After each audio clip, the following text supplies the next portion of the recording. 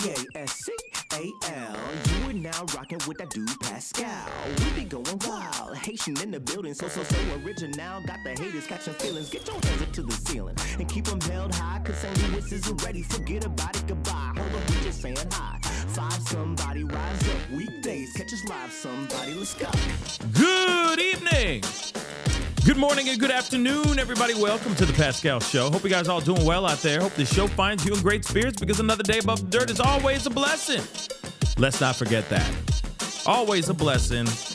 Good evening, good afternoon, good morning to every single last one of y'all that are watching all over the globe, all over the world and all that. We appreciate, well, I don't know why I keep saying we, like there's more than me on this show. It's just me, but I do appreciate all y'all showing the love, being a part of the show, being a part of the conversations and all that. There's a lot of stuff that's going on. As we already know, the news be newsing. There really isn't a slow news day. You know what I'm saying? I've noticed that. There really isn't a slow news day. I don't think that really, I would say that doesn't really exist anymore, because there's always something going on. If it's not something going on down the street, there's something going on overseas. There's something always going on in the true crime realm and all that and then some. So we got a lot to talk about, and we're going to get into it right now. So please hit that like button down below. Crush it, do what it do. Hit that reaction button if you're watching on other platforms. If you are watching on these other platforms, make sure you hit that follow button. Follow. Subscribe right here on my YouTube channel. Subscribe right here on my YouTube channel. Go to my second channel, The Pascal Show Clips. Subscribe over there as well. Subscribe. Make sure you do that. Hit that notification bell. Okay, the other channel's called The Pascal Show Clips. Let me just repeat that. If I didn't repeat it, I don't remember. So let me just say one more time. The Pascal Show Clips. Go over there. Subscribe over there on my second channel. Please and thank you. Hit that notification bell on both platforms. Set it to all so you know whenever I go live, whenever I upload. That'd be greatly appreciated. Hit that join button down below. Become a member. Check out my Patreon. And of course, check out PascalMerch.com. We got some really fantastic stuff over there, so go check it out. PascalMerch.com. Okay, guys, we're gonna get straight into this because there's a lot going on in the world. Okay, there's a lot of crap going on. It's been an interesting couple days, and I haven't gotten a chance. I was really busy. It's just been a busy month, y'all. Like this month has just been absolutely nuts. I'll just say that, okay? It has been a very, very busy month. Lot going on. But near the end of this month, and it's still going on right now as we speak, which we're going to get into right now, there are protests going on in New Jersey. ICE protests have revved back up again, guys. ICE protests have revved back up again. It's weird because, I feel like a couple months ago, it was all the craze, right? We were all talking about it. We were all covering it. We were all seeing what was going on. All of us, majority of us, don't want to see this kind of craziness, these kinds of bad, like the violence that has ensued due to this protest or these protests, and now we're back at it again. I kind of thought it was like a forgotten thing. Something that they were just, remember that time when those protests against ICE and all that? Well, we're back at it again. It's interesting. We're just back at it again. Okay. So they're saying protests have erupted. Okay. As hunger strike rocks New Jersey ICE jail. Okay. So this is, and you can see this. I mean, this is kind of typical from what we've seen in the past, except this time it's in the daytime. This kind of chaos, you know what I mean? We've seen other chaos in the daytime, okay? But I'm talking about like real chaos going on. A lot of it now is kind of going in the evening, going into the nighttime, you know what I mean? Like early evening, venturing into the nighttime. It's getting pretty crazy out there, guys. Protests against immigration enforcement at a facility where detainees are on a hunger and labor strike erupted in fresh violence on Tuesday night. as federal agents or federal officers sprayed chemicals and charged demonstrators outside the jail in New Jersey. Following hours of relative quiet, a day after masked and armored ICE personnel pepper sprayed U.S. Senator Andy Kim, tensions ramped up again outside the Delaney Hall facility on the 5th day of the strike.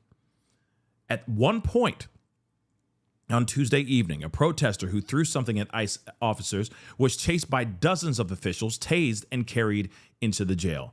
The Newark-based ICE facility is operated by the GEO Group, one of the biggest private prison companies in the U.S. According to activists and detainees, between 300 and 400 detainees are participating in the strike, demanding improved food, ventilation, and medical care, and for their immigration cases to proceed. The hunger and work strike and protests come as the Trump administration continues its controversial, aggressive, and increasingly unpopular mass deportation campaign, targeting immigrants nationwide to detain and to deport them.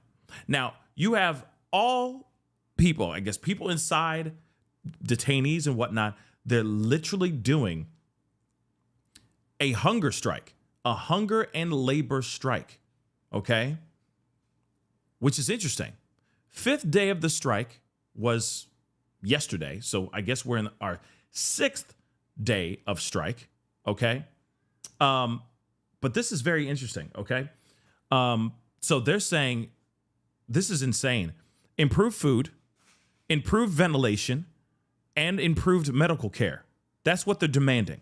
You have between 300 to 400 detainees that are participating in this particular strike. They're refusing to eat because the food is crap. I guess it's hot as hell in there. It's hot as hell, I guess. That's the only other thing I can think of as far as ventilation. And of course, medical care is lackluster. Pretty insane.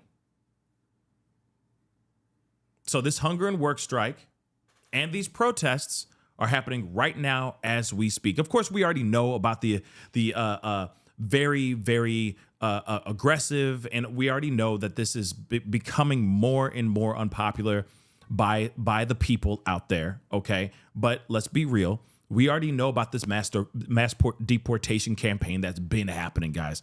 It has been happening. All right, it's not like Trump just let the foot off the gas. He's been going, and just because you got the likes of Renee Nicole and Alex Preddy losing their lives, that you'd think that it would slow things down a little bit and stop the chaos, right? And stop, the possibility of protesters losing their lives or other ICE, other people that are getting captured by ICE. Not them losing their lives. Oh, no. Deportation is still happening as we speak. It's just not in the forefront in the news anymore. Because right now, we're all focused on what's going on overseas, as far as politically speaking, right? We're seeing what's going on over there, and the focus is over there now.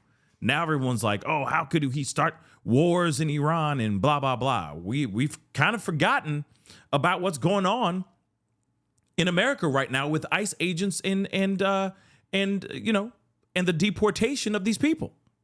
Still happening right now, guys. It's still happening. That hasn't changed a damn thing. Okay. But Messi sent me a couple things, which I do really appreciate. Thank you so much for sending me these things a couple days ago. I just haven't had a chance to cover this story. Like I said, I've been flying in here trying to give you guys information, and I got to run off and do a multitude of other things in my world, in my life. But I do want to share a few things that are being, clips that are being shared, on the internet. Okay, ICE protesters, anti-ICE protesters, blocked vehicle outside Delaney Hall, and obviously all chaos, all hell breaks loose. This is pretty insane.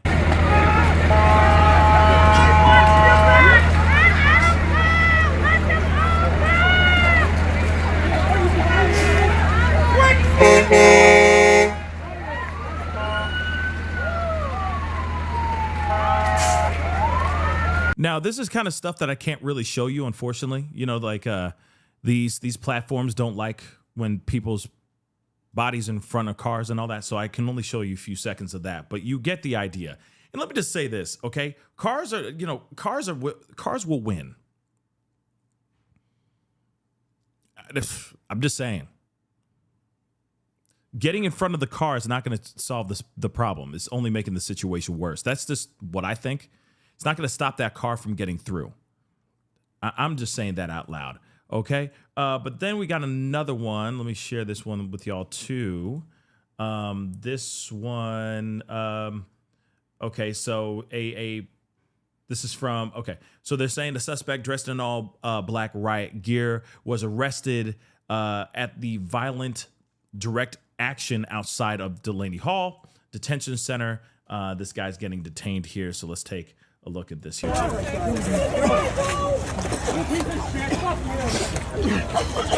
Please take no charges. Back up. Back up. Back up. Back up. Back up. I think it's, I'm going to say this really quick because I'm reading your comments and everything, and I'm going to be real. Okay. Yeah, dyslexic fingers. I heard that the food is absolutely disgusting. Let me see. The food has worms in it, and they give them great sausage patties. I don't know what great sausage. Okay, but I'm assuming all bad food, right? The building is filled with mold. People have the Rona and the flu, so people are just that's what. So in other words, better ventilation, better food, right? Better medical care. But if you're getting people, if you're feeding them crap food and you're treating them like trash, and people are literally living on top of each other, and they're sick, and all they're doing is passing this sickness on to each other, is disgusting. It's disgusting. So yeah, maybe you meant dyslexic fingers. Maybe you meant gray sausage patties. Now, if you're sending, green sausage patties. Oh, dear God. Oh, dear God. Oh my word. Oh, my dear. It's ghastly way of doing things. Yeah, that's disgusting. If that's the case, that's gross, y'all. That's grody. Okay? That's gross. So that's wild. But again, if now they're refusing to eat. Now these detainees are refusing to eat because of this situation, because of the living conditions that they're in. It's gross, y'all. It's crazy.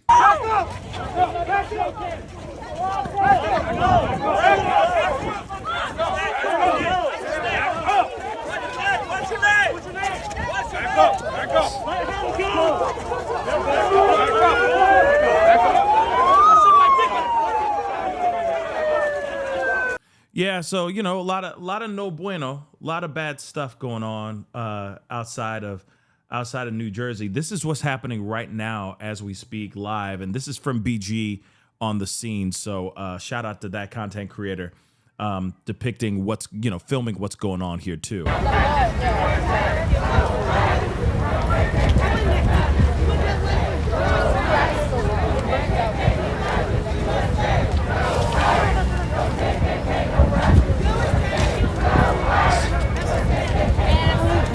Now, I want to remind you, this has been going on for a long time now.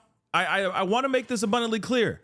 Remember that time when a couple elected officials went up to a detention center and they were like, hey, we just want to see what's going on in the living conditions inside this detention center.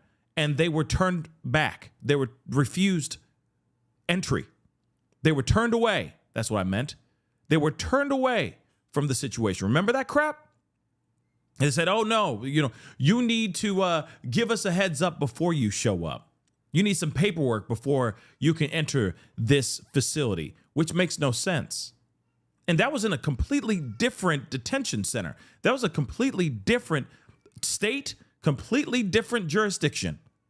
And they were even sitting there going like, all we know is that there are hundreds of people held up in these detention centers We do not know what their living conditions are. We're very concerned about that, and we'd love to get a better idea of what's going on.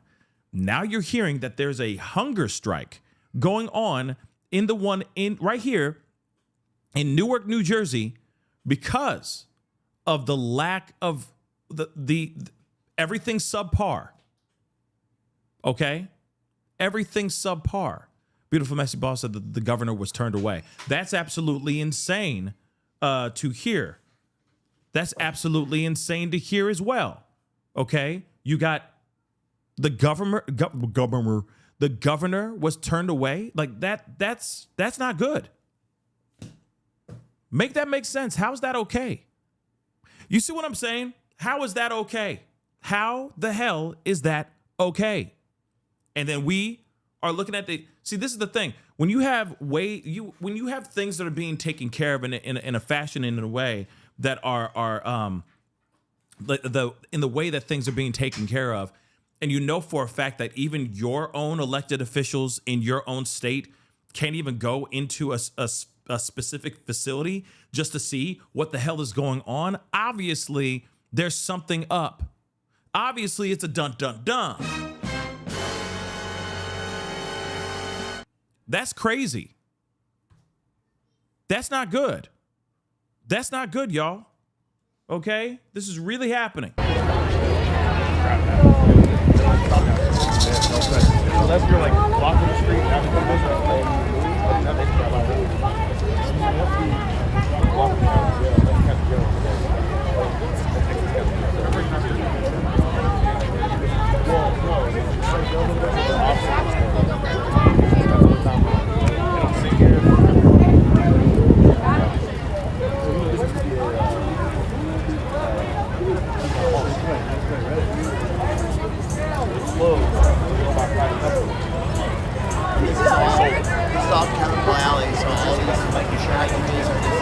Immigration Detention Center today in Newark, and this is the live picture of that detention center, and we also have some video of her visit earlier today. So this has been the site of a protest and hunger strike for several days. The Jersey Governor Mackenzie Shirilla went to a private immigration detention center today in Newark, and this is the live picture of that detention center, and we also have some video of her visit earlier today. So this has been the site of a protest and hunger strike for several days. The governor says that she wants access to this place, Delaney Hall, but she was turned away and not allowed to go inside. The governor says she's been disturbed by reports of unsafe, inhumane, and unconstitutional living conditions, as she says. She spoke this morning, but within the last half hour, her office sent a statement about the visit, saying that my request was formally denied this morning, raising serious questions about what they are trying to hide from public view. She also said, I have long opposed private detention facilities and will continue to advocate for the closure of Delaney Hall and against any expansion of mass detention facilities in New Jersey, like the proposed facility in Roxbury. Wow. I didn't know that. I didn't realize that about the New Jersey governor being turned away, being denied access to something that she should be able to have access to. No one, like, we should all know about what's going on here. You see what I'm saying?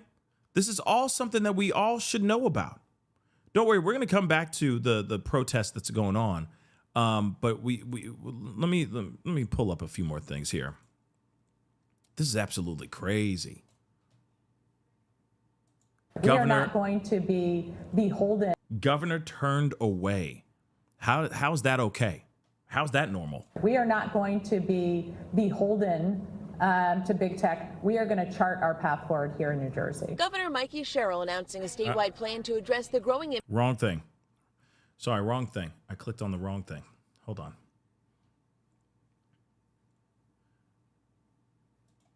New Jersey Governor Mackenzie Shirilla went to a private immigration detention center today. Here we go. Protests continue to escalate outside an immigration detention facility in Newark, New Jersey. This is footage from just outside the building where agents are posted, and we are learning pepper spray was used on the crowd. CBS News legal reporter Katrina Kaufman is live in our newsroom in New York today. Katrina, how did we get to this point? Mugo, all of this started on Friday when supposedly hundreds of detainees in Delaney Hall went on a hunger strike. Protesters began gathering outside. We've been told it's a mix of organized protesters and family. And then on Monday, all of this escalated. There were clashes between ICE and the protesters. Governor Mackenzie Shirilla had come. She wanted to get access to the facility to go look inside.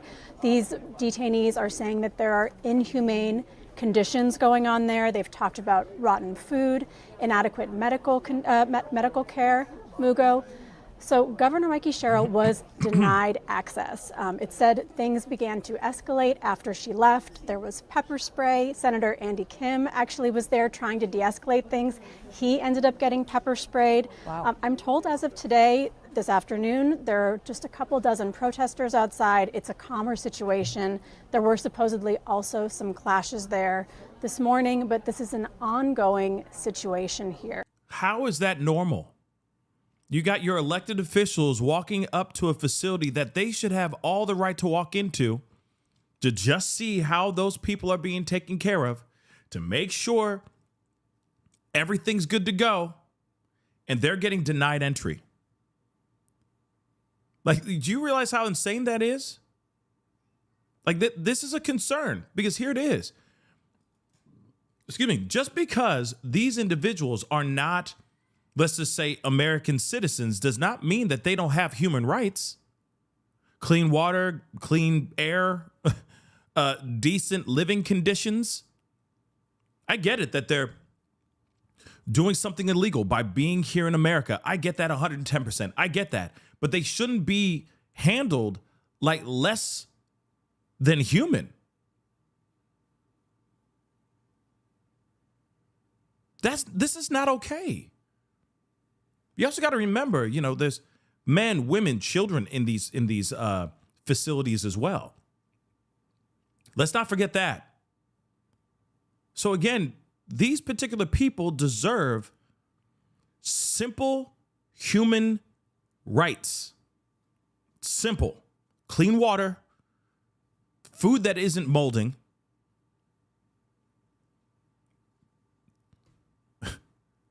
decent living conditions, for Christ's sakes. What the hell is going on here? You know what's interesting also about this situation? I don't understand why we got like the American people, even these protesters. I'm sure there were still protesters out there every single day, not at the volume, I'm sure, as it is right now. But if you really think about it, we kind of just looked left for a second there. Have you not noticed that? Because remember, I was like, it's crazy how much we haven't talked about ICE and anti-ICE protests or anything of that sort. I mean, once Renee Nicole, I'm sorry, and when Alex Preddy lost their lives, it seems like everybody kind of pumped the brakes. Everyone slowed the F down, right? And it wasn't as big of a focus. I mean, it was a focus for a good minute there. And then all of a sudden, we just stopped talking about it. We stopped bringing awareness to it. Elected officials went in there. Ilhan Omar even went into one, right? If I remember correctly, she tried to walk into a detention facility and she was turned away. Same thing that happened to the governor here as well in New Jersey. Turned away. So I keep wondering, like, we kind of dropped the ball, y'all. Here's the thing, guys. Because I know some other people, they feel some type of way. They'll put in their comments, that are totally for the deportation of these individuals and all that. I'm not even talking about that. At this moment right now, I don't care if you are on the side of these illegals need to be thrown away, like thrown back to their countries. Or if you're on the side of, they don't deserve to be, such and such. They don't deserve to be detained like this. I don't care what side of the fence you're on. What we all should be agreeing on is that every single person that's being locked up in this way should have their human rights held accounted for. Period. This is the same thing I would say even to the worst criminal in the world. that's locked up in prison. And if they're being treated in some sort of way that's inhumane, I would sit here and say that's not right. They still have their human rights. Doesn't mean I have to like them. But I know for damn sure, if I'm not an illegal, but if ever it became a situation where we were locked up in some sort of detention center, that we would be, all of us would be treated at least as humans, and that our human rights would be held accounted for, period, right? So it doesn't matter if you're like, yeah, if around and find out, you know what I mean? I don't care. At the end of the day, each person that's in that place deserves clean water, a decent meal, medical attention if they need it, period. So this is very messed up. And the fact that they're turning away elected officials, this is suspect as hell. And they need to do a serious investigation into this situation because something definitely criminal is going on in those detention centers, without a doubt now. And I have a statement from Governor Mackenzie Shirilla that she released yesterday. She said that the denial of her request to access Delaney Hall raises serious questions about what they're hiding inside. She said, I have long opposed private detention facilities and will continue to advocate for the closure of Delaney Hall and against any expansion of mass detention facilities in New Jersey. She also spoke this morning and said that she never thought that Delaney Hall should be opened in the first place and that the state is continuing to look into all of its options here regarding this situation. Now, DHS is denying the allegations about Delaney Hall. They said in a statement, there is no hunger strike at Delaney Hall. There are no subprime conditions. All detainees are provided with 3 meals a day, they said, with clean water, clothing, bedding, showers, soap, toiletries, and opportunities to communicate with their family members and lawyers. Okay, if that's really happening, then why ain't you letting these mother lovers be able to walk in there and take a look for themselves? Remember, okay, not the best analogy, okay? But ladies and germs, if you've ever been caught cheating, okay, and your boo thing goes, hey, give me your phone. Let me see your phone. Have you been talking to somebody else? Ray, have you been talking to her? I can't believe you've been talking to Chloe. How dare you? And he's like, baby, I ain't been talking. Girl, I ain't talking to no Chloe. The hell's wrong with you? You crazy. Then give me your phone. Give me your phone. Give me your phone. Let me see it. Let me see your phone. And you're going, hell no, you ain't taking my phone. You ain't touching my phone, girl. You crazy. I ain't talking to no Chloe. The hell's wrong with you, girl? I ain't talking about no Chloe. As soon as you don't say, here, take the phone. Go ahead. Take it. Go ahead. Go through the whole thing. I don't care. You think I'm cheating? Go ahead. Go ahead. Go on, girl. Go ahead. Yeah, especially go through those things right there. Yeah. You see all that? Uh-huh. Yeah. Is your man cheating? Have I walked out on you, girl? Talk about some Chloe, right? You know for a fact, if you don't have anything to hide, you are very much down to go. Here you go. Take my phone. Why are you asking all them questions? Take my phone. Go ahead, girl. Talking to Chloe. The hell? I work with her, man. That's all I do. Damn. You know what I mean? But if you are cheating, you ain't giving that phone over. Hell to the no. You ain't touching. What the hell? I'm not touching. You ain't touching no phone. You ain't touching no phone, girl. Right? So the same thing here. You got people going, we want to see in here what's going on inside this detention center. And they're like, no, ma'am, you can't come in here, ma'am.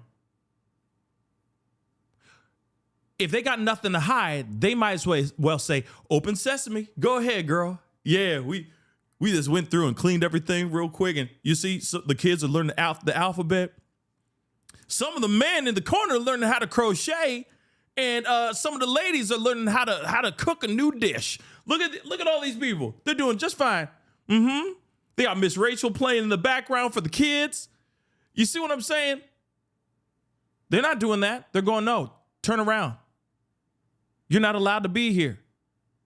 Go.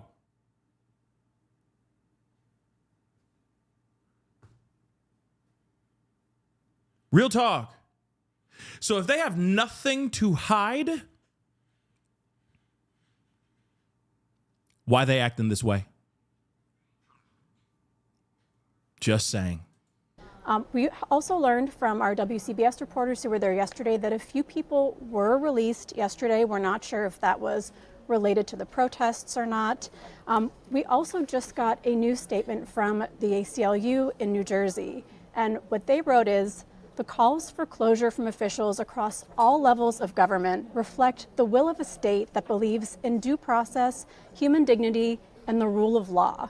We urge the federal government to heed those calls, end the obstruction of congressional oversight, and immediately address the conditions that have driven detained people to risk their health and safety to be heard.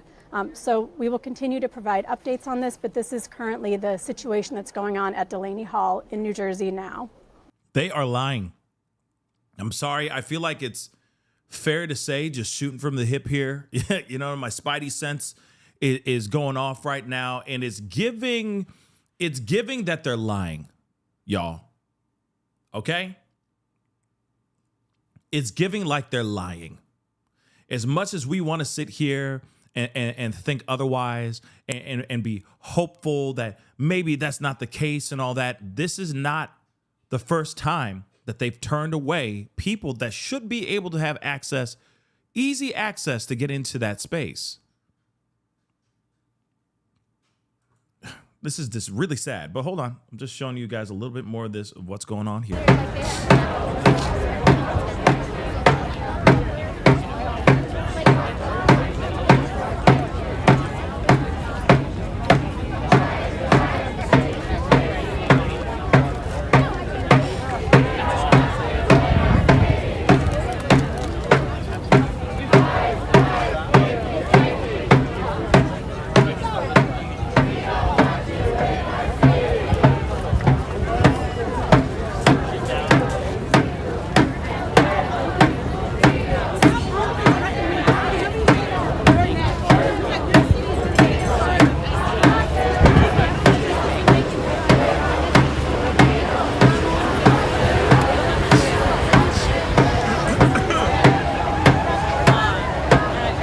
I'm telling you right now, I will not be surprised if things start to escalate tonight.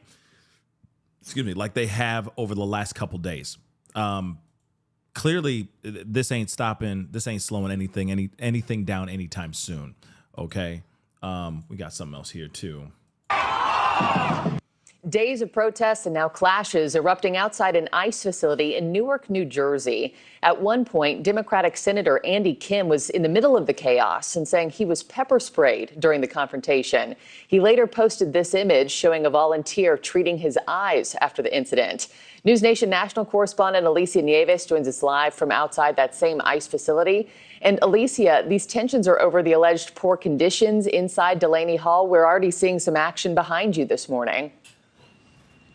Yeah, good morning, Marky. There's an alleged, hunger strike going on among detainees trying to bring awareness to what they call inhumane and poor conditions. And so you have protesters who have been here. I'll give you a look at some of these protesters for the last couple of days trying to further raise awareness of what they call, poor conditions here at Delaney Hall ICE facility.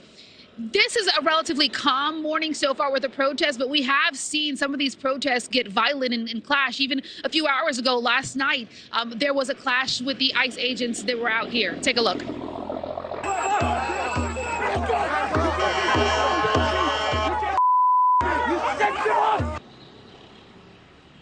Yeah, protesters have gathered outside this facility, Delaney Hall, here in Newark, New Jersey, for the last couple of days. This is a facility that is privately owned, a detention center for detainees with room for 1,000 of them. Right now, DHS says that there are about 300 men and women who are being held here. And according to DHS, these are some of the worst, as they call it. detainees and those who are here illegally who've committed serious crimes, including homicide, aggravated assault, and a history of sex offenses against children. But if you talk to the families, advocates, some even New Jersey lawmakers, they say quite the opposite. They say that a lot of the people inside do not have criminal records. You know, on Thursday or yesterday, New Jersey Senator Andy Kim says that he had visited the facility in the past and met with an 18-year-old student who just wanted to finish her senior year of high school. He met with a pregnant woman who says she wasn't getting full medical care. Another woman who says that she suffered a miscarriage in the facility and had to tend to it mostly on her own. Whoa. He also claims that detainees described spoiled food, limited contact with family members. And some detainees, as I mentioned a moment ago, have taken to hunger and labor strikes to try and raise awareness, while state and local leaders are claiming that they have repeatedly tried to access this facility and they've been denied. Wow. We came Sunday night because we heard one of our constituents, they attempted to remove him earlier in the day. And he's been one of the individuals who is, leading the efforts on the hunger strike to raise awareness about what's happening inside, who these individuals are, what their stories are. Yeah, and DHS, for its part, is denying the hunger strike. They're saying this is just a smear campaign. The private facility that owns this headquarters of Delaney Hall here says they've been working with ICE for 40 years. They are heavily monitored by ICE directly. If you speak to the mayor of Newark, who's been out here before and has had some clashes even with ICE himself, he says that letters that have been smuggled out by detainees describe what he calls, quote, serious humanitarian and constitutional violations. So protesters remain out here right now. This is mostly calm, but again, we have seen these clashes get concerning. Marky? Yeah. I mean, this is obviously a bad, very, very bad situation, which now I can... now you guys get a better understanding of why this has revved back up again and why there's been such a focus on what's going on over there, because this is all not good, to say the least. This is pretty bad. And what's interesting is right now, just showing this to you guys again, right now, everything's calm. For now. Oh, DHS is... I'm so sorry, guys. I'm eating and I'm talking to you guys. Sorry. But DHS is most definitely lying. Absolutely. They're most definitely lying. That's without question. They're absolutely lying. Okay? Like I said, the people that they have, here's the other problem too. As much as they go, well, we have these 10 people that are all terrible, murderous individuals. Okay, you might have those 10 individuals, but what about the other 290 to 390 other inmates you have, or other detainees that you have in that facility that may not have ever broken any law except for being here in America illegally? They love to push those things up in front. Like, hey, look at all these murderous and terrible individuals, all of them PDF files and so on and so forth. Repeat offenders, blah, blah, blah. I get it. You got them. Good on you. But at the same time, let's not forget all the other people that you've detained that were just families that were just trying to survive, find a better opportunity for their kids, so on and so forth. Like I said, I get it. They're here illegally. You get them? Cool. Take them home. Send them home then. Don't leave them in these facilities that are terrible, that are absolute trash. Treat them with some dignity. They're not animals. Shoot. From what we're hearing, the conditions that they're living in, it sounds like these guys would probably treat their own dogs better than how they're treating these individuals that are locked up in this facility. And mind you, this is one facility out of hundreds, if not thousands, of facilities throughout the country. That should be a major concern of ours. Think about that for a second.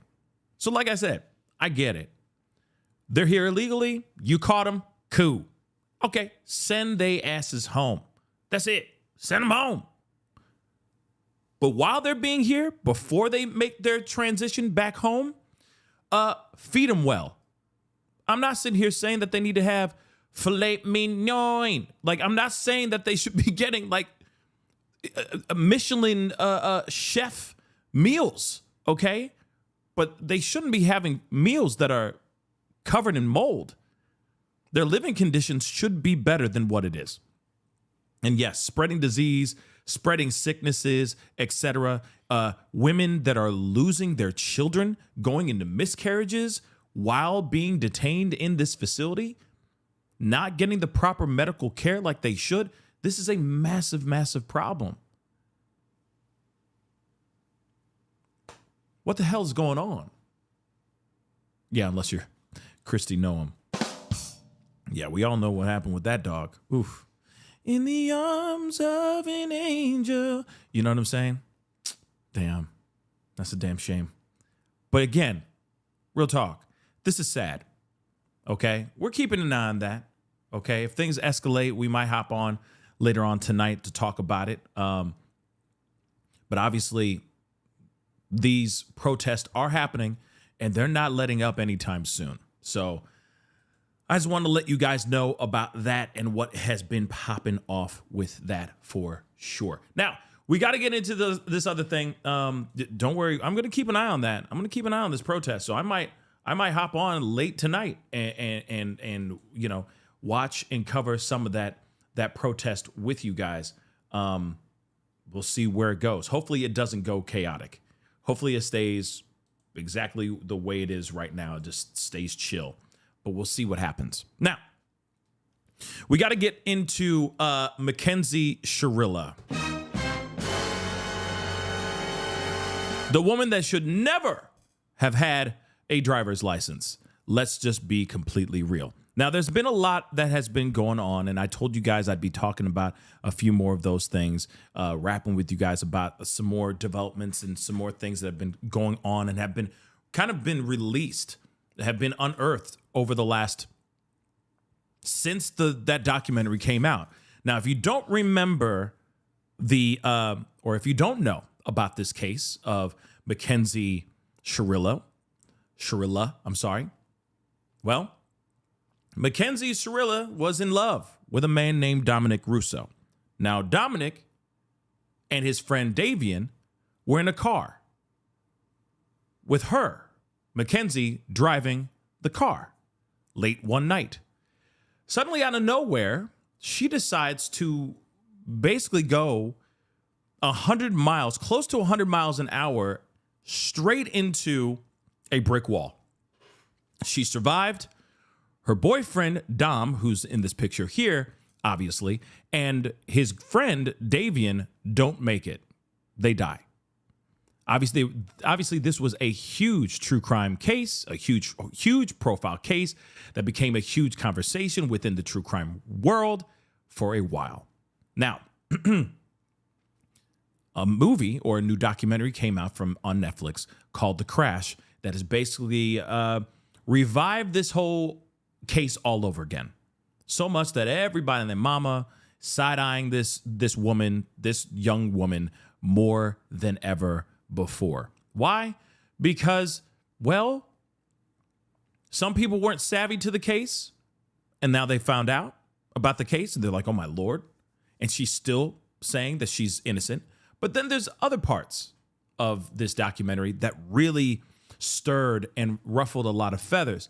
It's the interview that she had. She actually shows up in the documentary. And after we talked about this just the other day, if I remember correctly, yesterday, I said, you know what? It doesn't surprise me that she did an interview. It's Netflix, y'all. This isn't like an interview on some, no disrespect to any podcasts out there, but it's not like it was an interview on some, YouTuber's podcast. This is Netflix, y'all. This is Netflix. So it's a very, very big deal. And I can see someone of the likes of Mackenzie Shirilla using that as an opportunity to get a little bit more shine. You know what I'm saying? At least that's the vibe I'm catching. It's just what I'm picking up. The vibe I'm catching is that this girl loves the attention. In fact, how they depict her how should they depict her relationship with Dom in the Netflix documentary is that basically he showered her with gifts.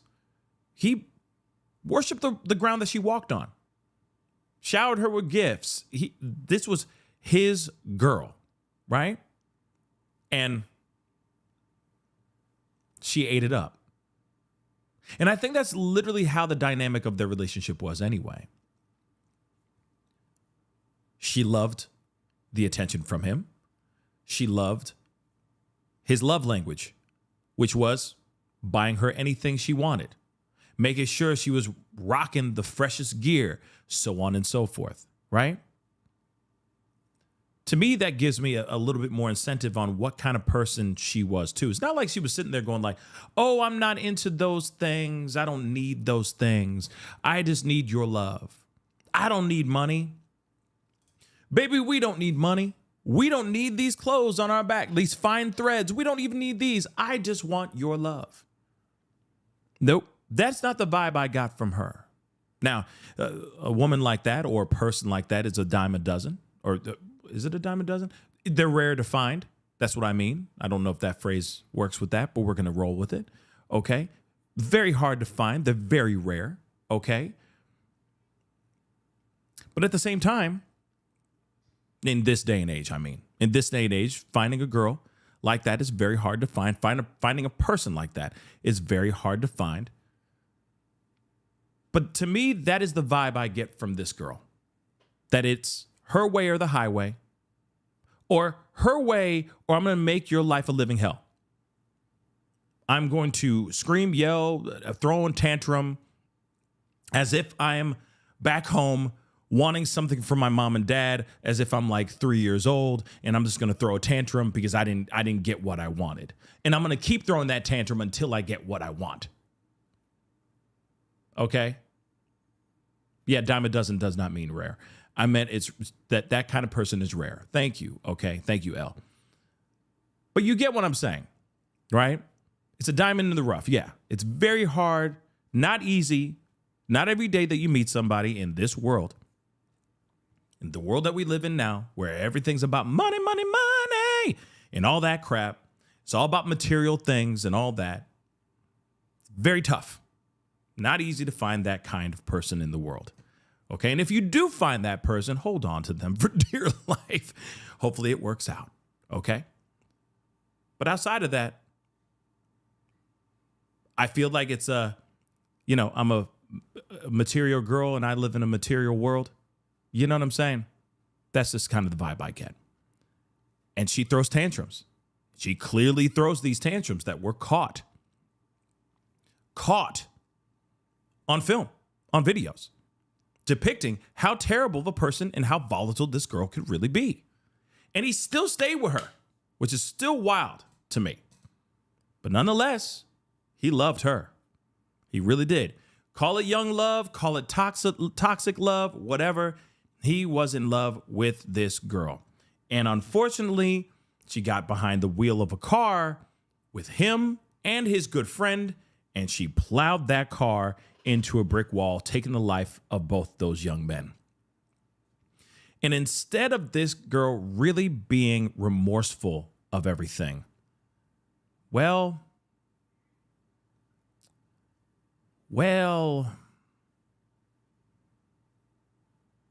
I don't see remorse. I'm just going to say it right now. I don't see remorse from this girl. I don't. I see somebody who's still trying to capitalize, or at least now, since she survived this crash. I think she's trying everything she can to capitalize. Since she woke up from that crash, trying to capitalize off of this tragedy. And don't get me wrong, there are people out there in the world that will do that.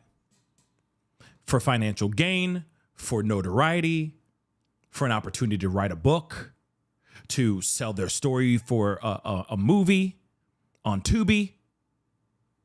I'm just being real. It does exist. You've seen it plenty of times.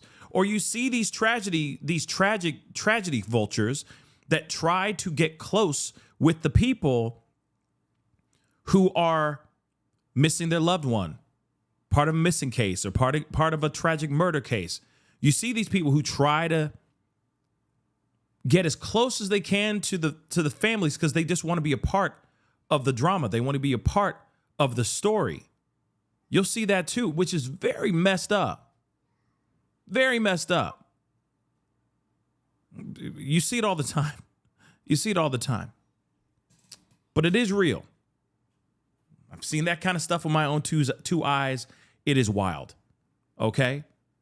Now, with that being said, I think she thought she was not going to survive. But she survived. So when she came to, she's like, oh, damn. Well, I still have this platform. And now that I'm part of this tragedy, maybe I could use this as an opportunity to get some sympathy, some attention, some sympathy, attention in my direction. And therefore, she does what she's been doing. And even while she's locked up, she's still only thinking about herself. At least that's the vibe I've been getting. This is not a vibe where she's like, I'm so remorseful for the things that I did and I shouldn't have done it and I love my man, I love Dom and blah, blah, blah. No, I don't believe anything that comes out of her mouth. If she really was remorseful, I just don't see why she would be, even before, she does not show any semblance of remorse, even before she gets locked up, even before the trial. She does not. She goes off. She does all these activities, etc. Instead of staying locked up in her home and trying to just heal and not just go back to normal, not go back to, oh, well, the show must go on. No, you should have been home. You should have had a moment of mourning. Now, I get it. You probably are mourning when you're home, but at the same time, optically, it's showing something different. In fact, what's up with the parents? Why weren't the parents going and saying, hey, baby, you're going to sit down, you're going to stay with us? No, you're not going out. You do not get to have fun right now, sweetie. Unfortunately, this is not the world that we live in right now. You painted yourself into this corner, and we have to go through it together. You are not allowed to go out right now. We need to have you stay here and wait things out. Wait for things to calm down. Sure, life has to go on. Yes, it does. But only months. Only months. Few short months after his demise was she out at concerts, trying to go to these parties and all that. Optically, that is a very strange thing. I'm just going to say it. I'm going to say it and I'm going to keep it real. It's a very odd thing, and optically, it looks weird. Hence the reason why that judge said, you have no remorse. You're going in for a long time, sweetheart. And that's exactly what she's getting right now. Now, Renee, happy birthday to you, okay? Happiest of birthdays, all right?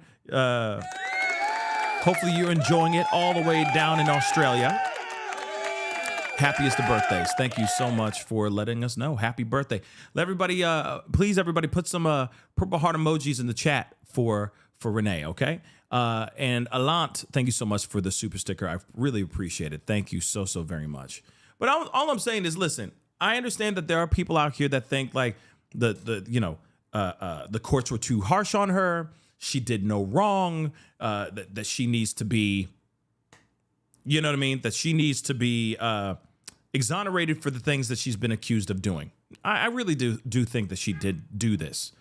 Real talk. But there's more information that I think is very interesting, and we got to get into it. So let's look at what they're talking about as far as these text messages that now they're saying could change everything for Mackenzie Shirilla. Let's see what TMZ is saying about this. Welcome back to TMZ Live. The case of Mackenzie Shirilla has really captivated people, and everyone seems to have an opinion about her case after watching the Netflix documentary, The Crash.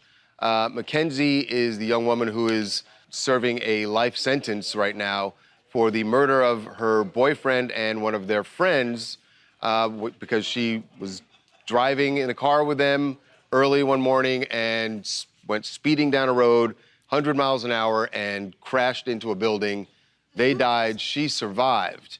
But now, as we've seen a lot of the details play out in this trial, people are wondering, and we had Mackenzie's father on the show last week, whether or not she really should be serving a life sentence. That, if anything, this may be manslaughter and not a murder case. So, which would clearly affect her sentence, which is what her parents would like to happen. They've tried on a couple of appeals and it has failed. But we got some text messages now. These are text messages that we got from the prosecutor's office that paint a slightly different picture about the relationship between Mackenzie and her boyfriend, Dominic. Obviously, the prosecutor said that Mackenzie got behind the wheel that night and intended to kill Dominic, and, you know, their friend happened to be in the car as well. So these text messages paint a different picture, that Dominic, apparently, according to Mackenzie, was attempting to kill her at one point. She said she showed up at his house and she's sitting outside and texts him, wants him to come out of the house. He says, fine, I'll come out, give me a sec. And then she tells him, you're gonna go in the back seat of my car because you're not allowed in the front. Okay, well, don't have it started. I don't want you to try to pull off. Now that is interesting because it shows, I think, that he did not want to, something had happened where he didn't want to be in the car with her. With her driving. Something before. So I would see how that would help the prosecutor's case. But then it continues and she answers to him, do you think I would have my car started with you in it knowing that you just tried to kill me? I'm very okay, and you trying to kill me again. You better come inside my car, ready to give 3 reasons why I should be in this relationship with you, and 3 reasons why you love me. Right. What is happening here? I mean, obviously, it's very clear from the documentary and from these text messages alone, it's a volatile relationship. This is about 2 weeks before the crash. Correct. We've heard that he was talking about breaking up with her. So whatever it is they're arguing about, why this text where she's saying, you tried to kill me, how did that not become a bigger thing in the trial? So I think this is kind of stemming from, as you see in the documentary too, they talk about this incident where Mackenzie was driving erratically, according to Dominic and Dominic's family, because Dominic was in the passenger seat, called his mom, said Mackenzie is driving erratically, she's speeding up, I'm trying to get her to slow down. Dominic's mom responds, says, okay, but we're going to send, I think they said their uncle. So that's why he's saying, I don't want to get in the car with He's scared to get in the car with her, but she's scared for him to go in the passenger seat because of something that happened in that car weeks before the actual crash. See, and that's where I think, like, why Mackenzie's lawyer didn't nail that down more. Like, what was, flesh that out. If there really was an incident where Dominic tried to kill her, if there really was, where is that evidence being presented in court? Right, and I think that's something prosecutors, I mean, there's 30,000 pages of text messages between these two. I mean, they dated for 4 years. But I think that's something prosecutors, at the end of the day, realized she was the one behind the wheel. This was premeditated. They said that incident between, you know, Dominic and Mackenzie in the car weeks beforehand, that is part of this premeditated and planned out Meaning crash. that because for several weeks they were going back and forth at each other, arguing about breaking up, that showing up to his house. She snapped that night and decided that she... I gotta say, when you watch the documentary, at the beginning of it, it seems very clear-cut. Oh, she did this. But as you watch it, I don't know. I don't know that it's as clear-cut as it seemed at the beginning. For sure, and her, you know, mom mentions that she suffered this disorder called POTS, which can give, like, dizziness. And that came out of nowhere. Her having this condition called POTS, which means nothing because it doesn't mean that she goes into a seizure and holds on to the steering wheel because everything's frozen and her foot's stuck on the gas because she's having a seizure. No, it would just mean that she would just pass out. Literally, it just means she would pass out. It wouldn't mean that she would go like this and She can't move or anything. You know what I mean? So, nah. And here's the other thing, too. When they say, oh, yeah, these text messages, oh, they change everything. They change everything. Can't you see? No, I don't see nothing. All I see is that there was a volatile relationship in the past. And here's the other thing, too. He may have, unbeknownst to him, invited this idea to her. I said it. At the end of the day, she still did it. But think about it. If he did something crazy like, take the wheel or threaten to drive the car into whatever, he may have said whatever, right? Doesn't mean that it doesn't change the fact that she still did it. Do you understand? She's still behind the wheel of the car. She's still the one who drove the car. She's still the one who pressed the gas all the way to the floor, going 100 miles an hour down that straight road into a freaking brick wall. They had a volatile, toxic relationship. There clearly was DV going on in this relationship, and it may have been mutual DV going on both sides. It could have been. Could have been. If he was sitting there like trying to grab the wheel and, you know what I mean, do God knows what, right?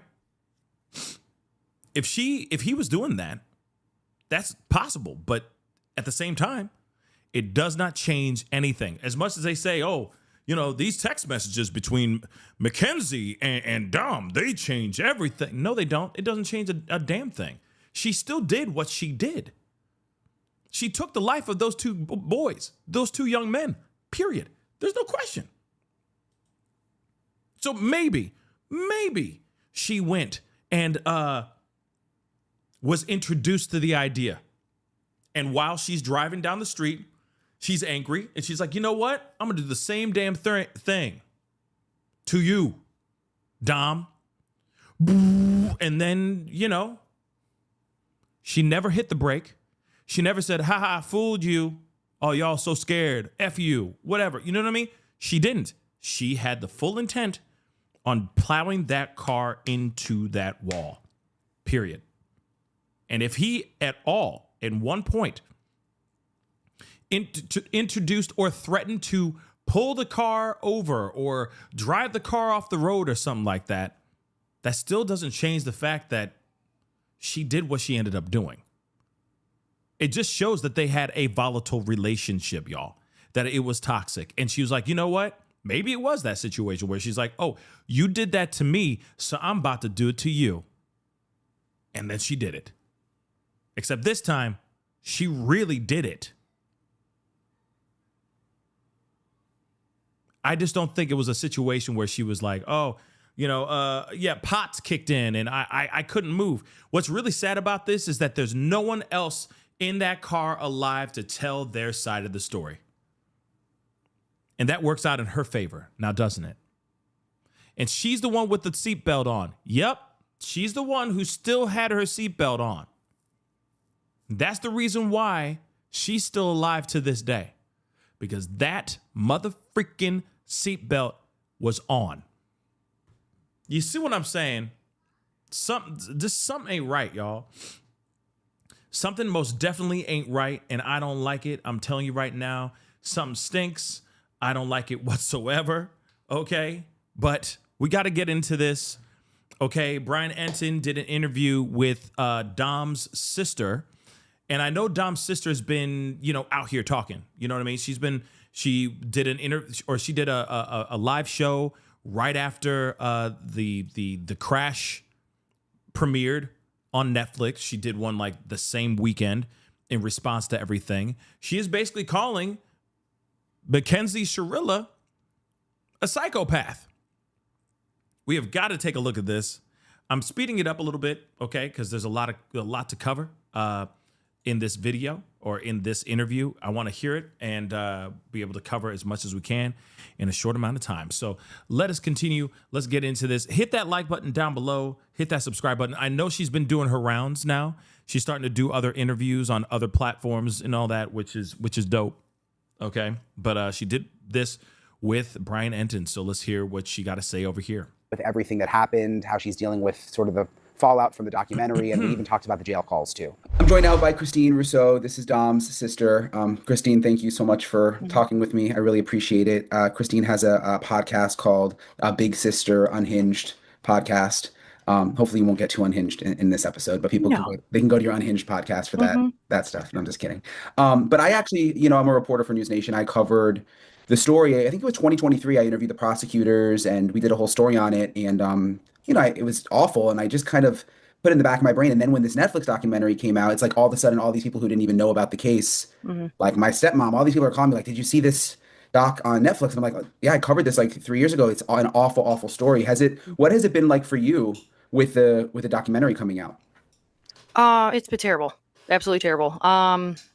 There's been people showing up to the cemetery, strangers, and a lot of my family, Dom's family, stays quiet and they're private and not ready to talk to strangers, and that's their right, and people are just bombarding them at the cemetery. And what I'm seeing on social media is disgusting. A lot of comments made about my brother, our family, and that's been going on for years, but now it's just like all over the place. I try to see more good and ignore the bad, but it's hard when it's just everywhere. A lot of misinformation everywhere. It's kind of infuriating, honestly.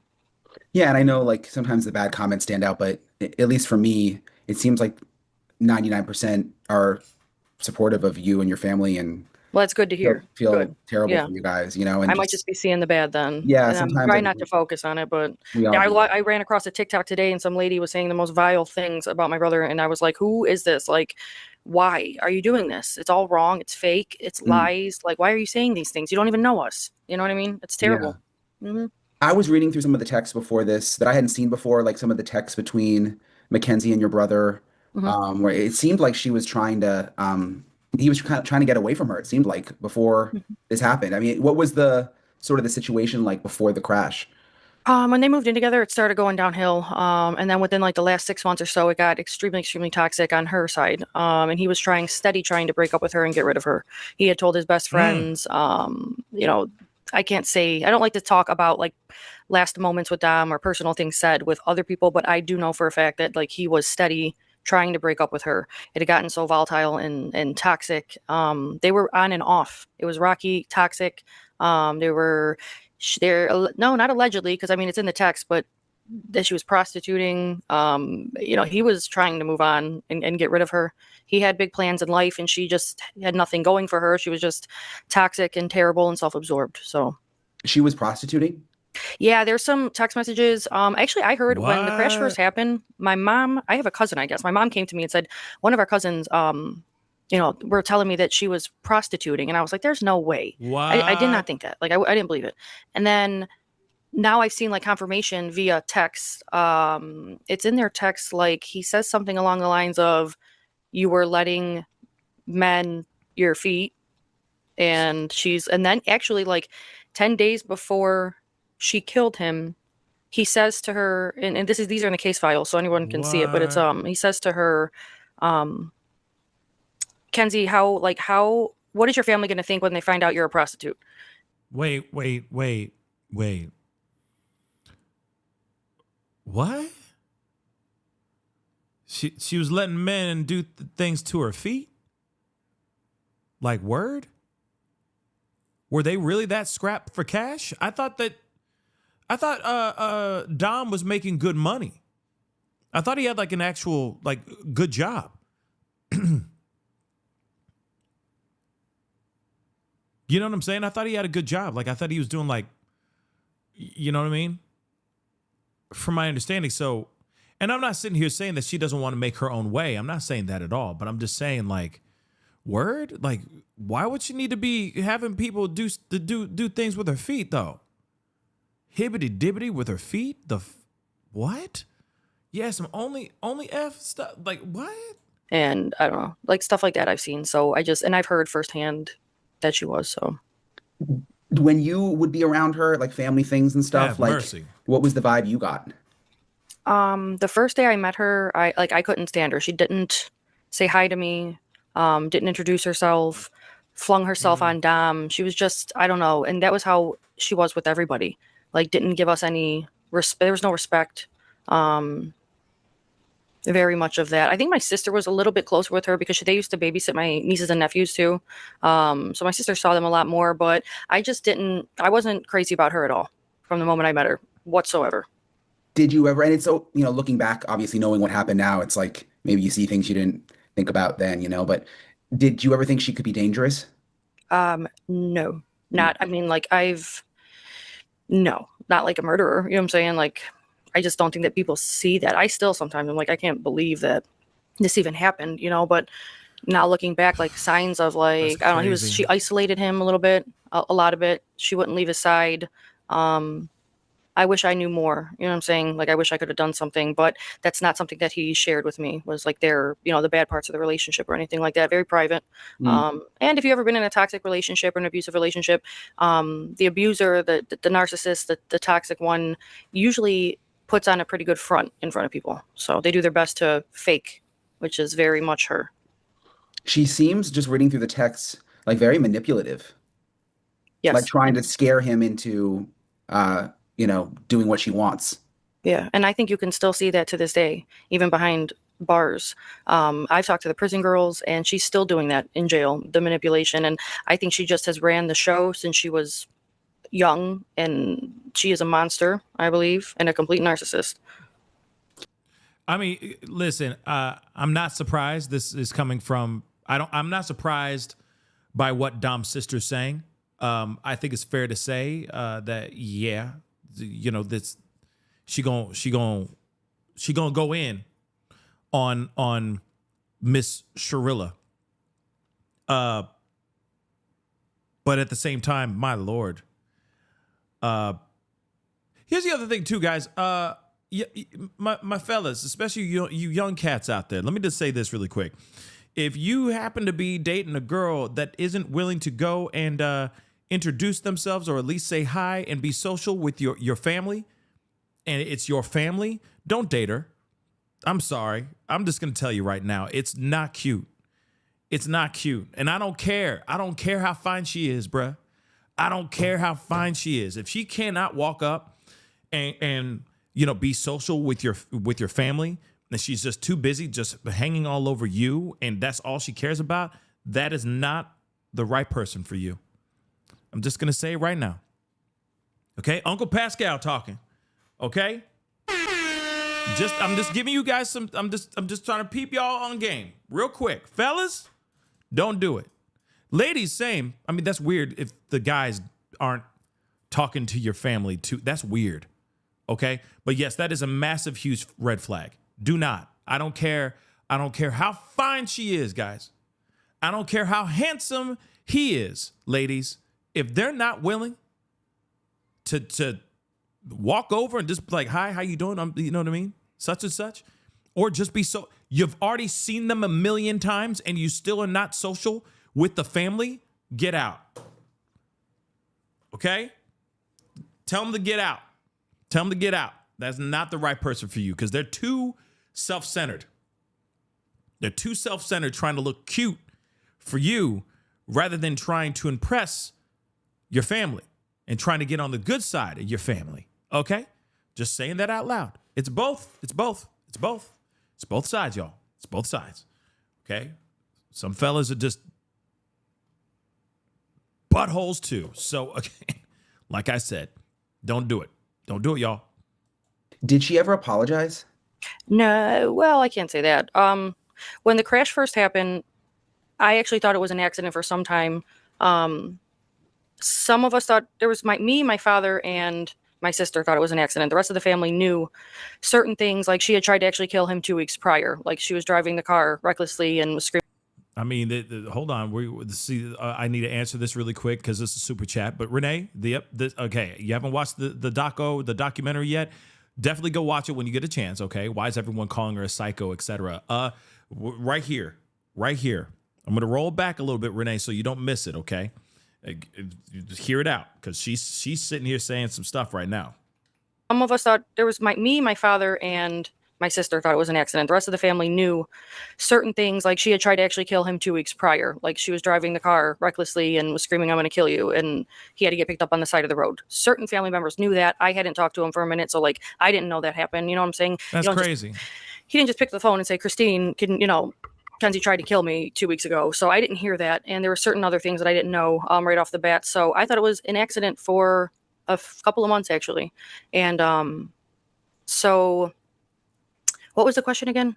I just did you initially like feel sorry for her when you thought it was an accident? Like you just Oh yeah. I sat there and prayed and cried for her. For her mom actually lied to us for it was like 3 or 4 days. She lied to me, my dad, and my sister and told us that Kenzie was unconscious, that she was like in a coma, had not woken up. We'll come to find out now, you can see she was actually like, they were on Instagram trying to get modeling gigs within hours of killing 2 people. And within hours of killing 2 people, she's on TikTok videotaping herself in the hospital bed. But her mom lied to us for days and days, telling us that she was unconscious. Like we thought she was dead for days, and that she hadn't woken up, so it was like 4 days later, all of a sudden she woke up. But that was a big lie. But yeah, I felt instantly, I was crying just as much for her as I was for my brother. I felt so terrible. I thought it was an accident. At first I thought even maybe drinking could be involved. You never jump to thinking, oh, she was, some people actually did. My siblings and my stepmother and things, like everybody knew how this had been firsthand. They've witnessed things that, they knew immediately it was murder. I just had not witnessed it firsthand like that. You know what I'm saying? So I did not, I assumed it was an accident for some time. And I felt terrible for her. I still feel terrible that this happened. I don't feel bad for her. I think she's a psychopath. And I started to feel bad for the parents, but they just keep blaming my brother for his own death. And they keep slandering the family, and their calls are calling us names and calling us evil. So I can't even feel bad for them anymore. I did, but not anymore. Yeah. I mean, that's weird, right? Don't you think that's weird that a family who their daughter is responsible for the death of two people, they're out slandering and saying things and talking ish about the family, about the families, like the families that actually lost you see what I'm saying? It just doesn't make any sense. Why would you go out of your way? What kind of family does that? What kind of family does that? But here's the thing. This is exactly why I played her mom's statement in court, because that, to me, was a perfect example of it almost shined a light into how her family, their dynamic really is. Because if you really think about it, she was already a bully. Their daughter was already a mean girl. She was a mean girl in high school. They didn't nip that in the bud. They didn't try to change her and how she was. They let it be what it was. They were totally fine with it. And I don't know, maybe they were living vicariously through their daughter. Like, oh yeah, maybe we didn't get a chance to be the mean girl or the popular one in high school. So our daughter is doing it, so we're gonna live vicariously through her because she looks a certain way and all that, and that's why. Like, I don't know, but something about the parents gives me the vibe of they don't care. They don't care. Absolutely victim shaming. Victim shaming on those two families that are grieving and angry and wanting to understand what the hell happened. And if you noticed, I mean, it seems as if Dom's family was cool with the family and cool with Mackenzie after the accident. And then things obviously changed. Obviously, things changed over time when they realized that she's a very bad person. And she treated Dom terribly. Now, the question is, did they treat each other terribly? I don't know. Did they both treat each other with that same type of volatile kind of vibe? I don't know. But what I do know is that Dom's not here anymore, and she's still alive.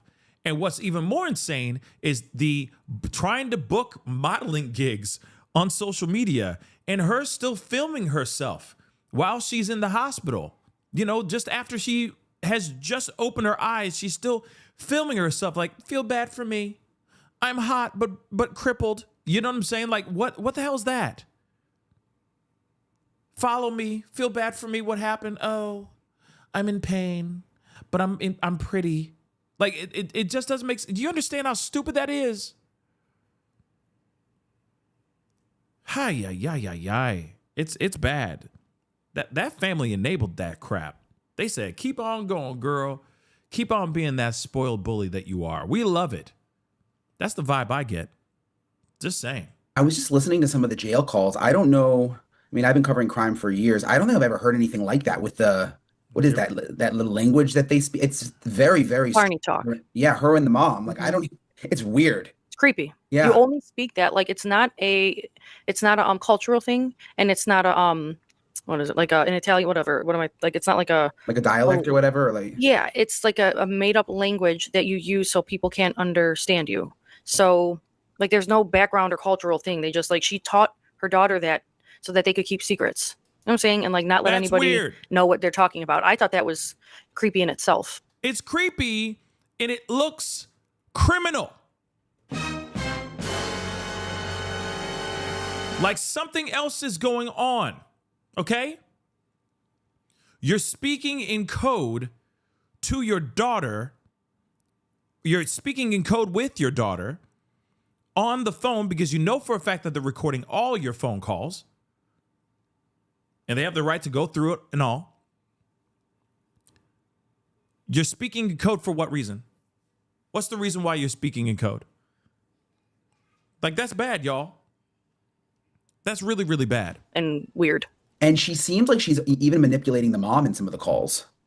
I would believe. I don't know if it's vice versa or they're both kind of just off there, but, like, I think that they may be victims. I know one other person who's like a complete narcissist and sociopath, and they very much have their parents as like prisoners. You know what I'm saying? So I don't know if it's that or maybe it's both ways, but I think that whole family's I don't know what I can say without getting in trouble. So with all this coming out now, and like it came out somewhat when there was the trial and she got, convicted. But, there's so much more now. I mean, the people from jail are talking, like the calls are coming out and all the text messages. Like, what does that feel like for you? Like, does it feel like freeing in a way? I mean, is it bad to have old stuff dredged up, or does it kind of feel like the right thing is happening, that it's all getting out in the open? I feel kind of like it's an invasion of privacy. And I'll get a lot of backlash about this too, because as soon as I say that, somebody's going to say, well, you made a podcast to talk about it. Well, I made a podcast to talk about the misinformation and to defend my brother with these lies. That's why I made it. And to get like the petition signed for all good reasons, but I know I'll hear about it. But I feel like it's an invasion, especially the text messages. Like, imagine if you died tomorrow, knock on wood, but like, could you imagine if your phone was leaked? Yeah. And all your private texts were out, so if somebody shows me something like that's, I'll read it, but like, I don't know. I wish that nobody ever knew about it. I was at one point thinking like, and grief is weird. I don't know if you've ever lost somebody, but like you deal every day, it feels different, and sometimes like I'll be shopping or grocery shopping and I'll just start crying. But when I talk about his death, I won't cry. So it's weird, very weird. But it's like one day I'm kind of happy that the whole entire world, knows his name and face, which is kind of cool, that like, I think it's pretty cool. Like that everybody knows who my brother was. He deserves that. But at the same time, it's caused a lot of grief around here with the family and stuff. It's been pretty hard, really hard. Yeah, and you seem pretty tough. Like, do you think you seem like you're, kind of on the defense. You're like defending the family, defending Dom. I mean, have you had a chance yourself to really grieve for yourself? No, no. I was given once I knew this Netflix movie was coming out, I've been quiet for about 4 years, be very helpless with our whole family with seeing this stuff on the internet about him. So I had a choice. I had to either sit back and let the world talk about your brother and your family, or I was going to fight harder and bigger and do more, which I took the latter. I wasn't going to sit back anymore and let, everybody talk about him. That's just me. Like, I'm protective. I'm one of 7. We're a really, really close family. And he's a huge piece to it. And he's super, super missed. And this is really important. So as much as I'm tired and I'm doing a lot, trying to do a lot, but I like to stay in the chaos. Because once I sit down and things get calm, then I start to think and then I get sad. So I keep going. Mm-hmm. What are the biggest misconceptions, would you say, for people who just watched the documentary and didn't really do much more research into it? Is there anything you want people to know? Sure. Yeah. well, off the top of my head, Dom wasn't this big drug dealer. He actually comes from a really long line of, a well-off family. He had resources. He was doing things. He played the stock market very well. He hit really big in 2020, like super big, and had his own money. So he wasn't just, a lot of people say, oh, he's living off his mom. No, he wasn't. He was doing his own thing, started a clothing line. That's So like what's that up. misconception is a huge one. I think it's disgusting to even say, without knowing him, especially. There was another. I know a lot of people were thinking that he was pushing weight. That's what a lot of people were suspecting. That he was just, maybe selling some herb, that kind of thing. Maybe the shroomies. You know what I mean? Like there was a lot of that theory too. But I was like, dang, like he was really smart with investing and stuff. I don't know, like that's just crazy how he was able to just do what he did, right? But that's wild. Their piece, like I've said before, like the 253 when. Now I haven't seen the final version, but there's a part of it at they talk about the text message to my dad at 253. I love you, Dad. Did you see that part? Yeah. And they kind of put it out there like Netflix, like, oh, like now there's a bunch of conspiracy theories around that. Like he knew what was going to happen, or he did it because he sent that goodbye text. But I just wanted, the world to know, and I'll keep saying it, that that's a normal thing that my family does. My dad texts his children, all 7 of them, I love yous, and we all do that back to him. So That's that was what's like up. I've been hearing a lot of conspiracy theories surrounding that one. Another huge one was that Rosie and Landon, and I hate even saying their names anymore because I don't like to give them attention, but they were not Dominic and Dominic and Davion's like best friend. Those are Mackenzie's friends. Before the final version came out, I saw a different version with very nasty things said about my brother from them. So I believe the producers took it out. There were several things. So when I saw that, those people are terrible. They were about to tell the whole world very terrible things about my brother, made up things. But those are Mackenzie's friends. So that's a big misconception because they portray themselves as Dominic's best friends, but then they turn around and say very bad things about him all over the internet, bad things about our family. They make Mackenzie look innocent. So they're bad people. I think I'm allowed to say that. I got to watch, what I'm saying, but, I think that's all I can think of now. There's probably more. This is like my 5th interview of the day. I'm sorry. You're good. Well, thank you for doing it, by the way. I know you've had a long day. Do you feel like, when Netflix does a big documentary like this, like, do you feel like, did you have to agree? Did your family have to be like, oh, okay, we're okay with this? Or how does it work? No, we just started getting letters in the mail and emails like, hey, do you want to be a part of this? We're doing this. So basically a production company was like, we're putting together a movie. And it really is, it's public information. Yeah. We don't own the rights to the case or anything. But we were asked for, it was like 6 months, a year, I can't remember, a long time to do it. And we declined every single request up until they finished production and left the country.